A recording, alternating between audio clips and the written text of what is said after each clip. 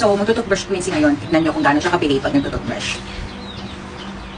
Ito nga pala yung toothbrush niya. Yon. So cute, di ba? Kasi 6 pa lang naman yung teeth niya. Yan. Tapos, ito naman yung kanyang toothpaste. Ganyan lang siya. As in, super onti lang.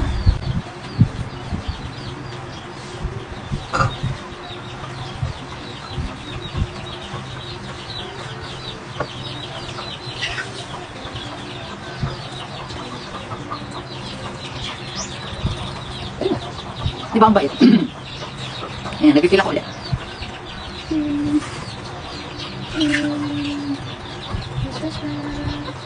Brush your teeth. Okay. All done. Yay! Okay. So, lilinisan din natin yung tongue niya. Ito naman yung ginagamit ko. Tapos, nilalagyan ko lang to ng ontik din. Yan, ganyan-ganyan lang. Para